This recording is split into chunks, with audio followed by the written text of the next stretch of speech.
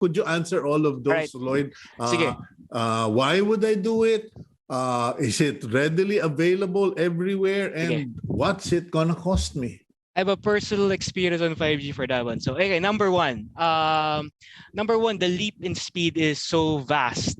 Kumbaga, ano na experience mo with your laptop on fiber is what you will experience on phones. Kung sanay ka na sa speed mo, yun ang expectations mo. The other thing now is that our smart 5G network is so extensive. We have, I think, over 7,000 base stations covering over 5,000 sites in the Philippines. It's quite expensive. And my own personal I went to Pangulasan for a vacation last November. And I got called up for an emergency meeting. So I had to set up my laptop and I had my 5G pocket Wi-Fi. So I used this to power my laptop. And then ako on yung phone ko na was connected 5G. And in Pangulasan Island in El Nido. So I was able to actually do a big meeting using 5G. And it was totally seamless. Parang as if I was at home. Ganun yung experience ko. Now, the other thing lang that on a global scale, 5G is taking off. I know in China it's quite huge and lumalaki siya by the youth market. And I was in the States, I think in December, and that's another story. But it's also a big thing now across the entire the US. Now 5G is the next big technology. I think a lot of the stocks in your business are looking at the potential applications for 5G. Now, in terms of our network, as I mentioned earlier, I think given our network coverage, we should be covering at least 2/3 of the population already with 5G. Now, with regard to devices, last year, I think when we launched 5G about a year and a half ago, the devices were in the 40,000, 50,000 peso range.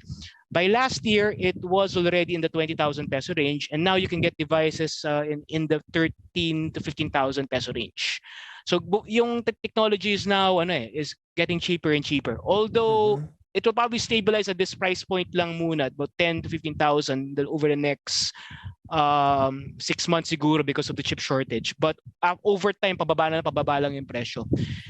And I think the way you need to look at it, remember when we got into 4G LTE, but without even thinking about it, in about 2 years, everybody was already on the LTE device. So that's what we expect to happen with 5G as well. Could you please explain to our viewers what exactly is 5G and what is the involvement of smart telecommunications in this technology locally or internationally for that matter?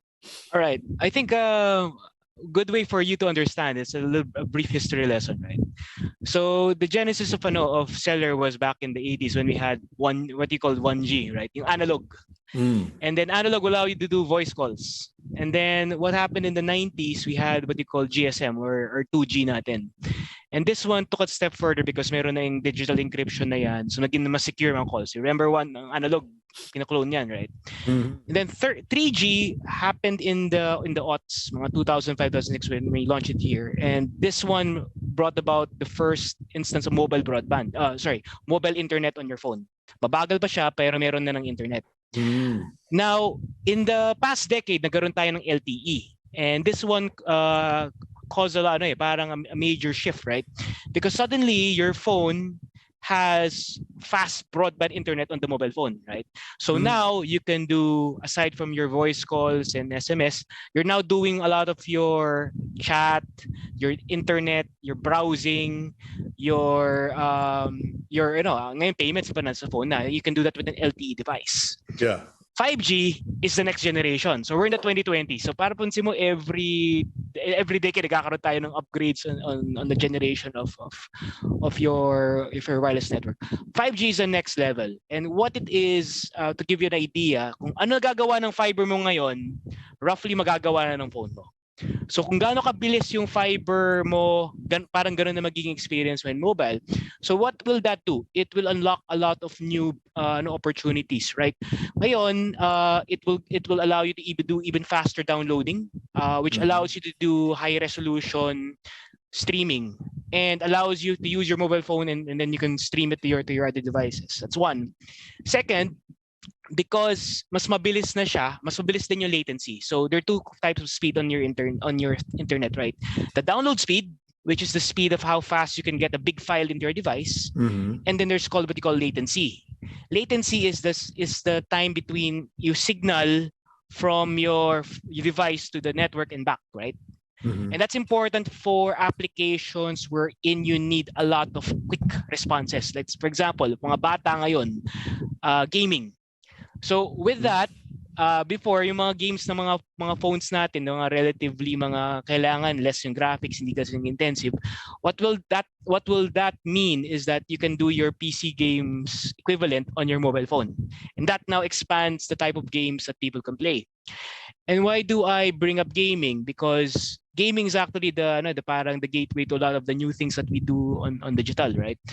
I think you've heard a lot of the catchphrase like the metaverse, like the NFTs, etc., right? And what will that do? Kasi ngayon, mga bata natin ngayon, our children now, they were born without knowing an age without digital. Diba? Pinanganak na sila meron ng internet. So my kid right now, when he goes to a TV, he presses on the screen. Kala niya touch screen, right? And to them, di ba nung mga pagbata tayo, ang bata ko, nag-Nintendo ako noon, parang, ano yung nalaro mo? Famicom, parang kang, pampalaboy lang.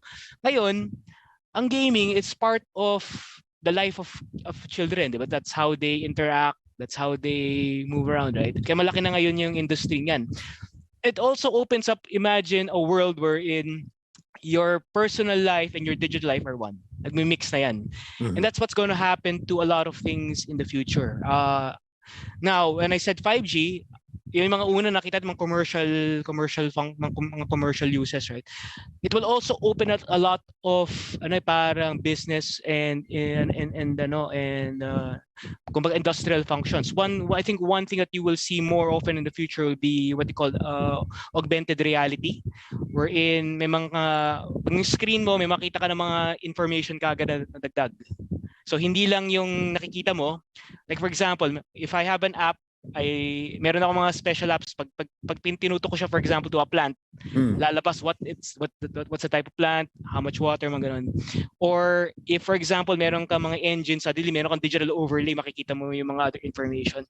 So yan yung magiging mga parang future applications for 5G, because suddenly everything is so fast and everything's so wireless. Like ngayon, ang limitation mo to fiber is that you have to be connected to a connection, right? And or maybe your Wi-Fi. But with 5G, that suddenly expands to areas beyond what you can cover with your fiber, with your Wi-Fi. Ganun yung potential power niya.